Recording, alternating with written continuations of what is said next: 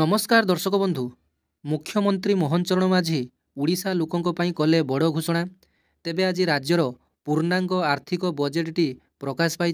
तेबे यह पूर्णांग आर्थिक बजेट्रे 14टी गुरुत्वपूर्ण विषय को सामिल करा जायछि।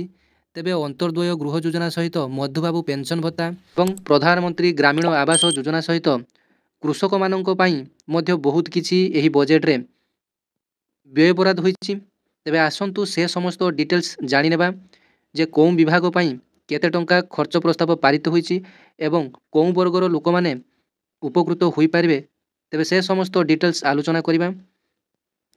तेबे दर्शक बंधु, ओडिशा लोकों पई बीजेपी सरकार तथा मोहन सरकार कले बड़ घोषणा। तेबे 14टी सबुठारु बड़ एवं गुरुत्वपूर्ण विषय को एही राज्य बजेट्रे उपस्थापना करा जायछि। तेबे विकसित ओडिशा गठन लगी राज्य बजेट्रे ग्रामांचल को सर्वाधिक गुरुत्व दिया जायछि। ग्रामीण विकास लगी 2025-26 रे 39,221 कोटी व्यय बराद करा जायछि।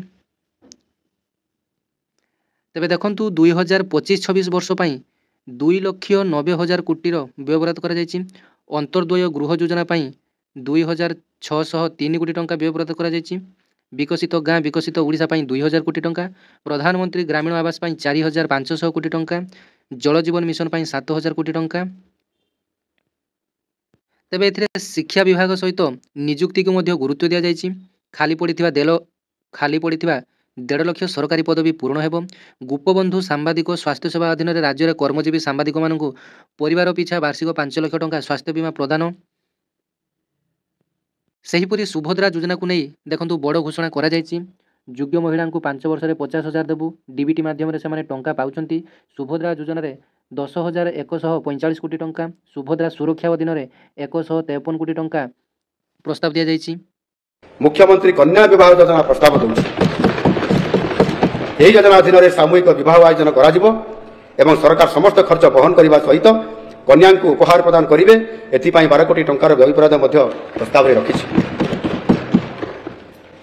सुपोषित ओडिशा हेब सुविकसित ओडिशा। जेकोसी राज्यर सबुठारु बड़ संबल होउछि सेठाकार जनसाधारण एवं पोषण क्षेत्र में पुंजीनिवेश आम सरकार एक प्राथमिकता अटे। मुख्यमंत्री संपूर्ण सृष्टि योजना MSPY मुख्यमंत्री संपूर्ण पुष्टि योजना रे 526 कोटी टंकार प्रस्ताव रही, जहाद्वारा सारा राज्य में महिला किशोरी और शिशु पोषण में उन्नति आने लक्ष्य रखा जायछि। हिताधिकारी पुष्टिकरण को प्रभावशाली करने 100 कोटी टंका अनुदान रे ओडिशा पुष्टि मिशन प्रतिष्ठा करा जिवो। एही पोषण अभियान द्वारा परिपूर्ण हब, जहाद्वारा महिला शिशु मान पुष्टिकर खाद्य मिल पार। यही योजना अधीन 284 कोटी टंकार बजेट व्यवस्था करने को प्रस्ताव करुछि।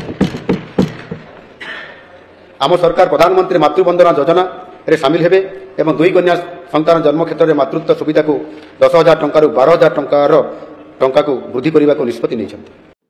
तेबे आसंतु एही बजेट 2025 रो संपूर्ण विवरणी जानिनेबा जे कौ विभाग पई केते टंका खर्च हेबो एवं कौ सबु नुआ योजना वर्तमान राज्य रे कार्यकारी हेबा को चाहूची। तेबे आसंतु जानिनेबा सेही 16टी नुआ योजना जहा कि राज्य रे कार्यकारी हेबा को जाउची। तेबे देखंतु एथर बजेट रे 16टी नुआ योजना घोषणा करचंती राज्य सरकार। ग्रामीण विकास परिवहन विकास चाषी पई उत्तम व्यवस्था करबा दिगरे ध्यान दैचंती सरकार। सबुठारु बड़ कथा हेउची श्रद्धालुंक पई श्री जगन्नाथ योजना घोषणा करचंती सरकार, जेउथरे विभिन्न जिल्लारु श्रद्धालु मागणारे आसी श्रीमंदिर रे बुलिबा सहित महाप्रसाद सेवन करी पाई परिबे।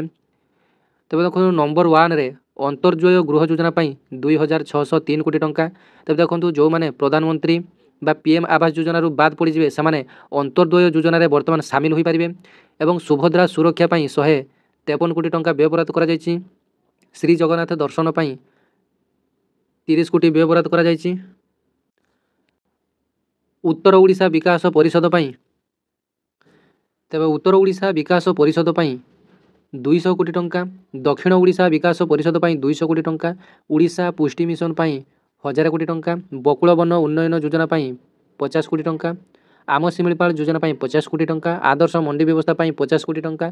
शहीद लक्ष्मण नायक आदर्श विद्यालय पई 100 कोटी टंका। प्रवासी ओडिया और संपर्क पई 110 कोटी। मुख्यमंत्री कन्या विवाह योजना पई 12 कोटी। स्वच्छ ओडिशा योजना रे खर्च हेबो 261 कोटी। आमे पढ़िबा आम भाषा रे योजना पई 25 कोटी टंका। अटल बस स्टैंड योजना पई 1,266 कोटी टंका। समृद्ध सहर योजना रे खर्च हेबो 408 कोटी टंका।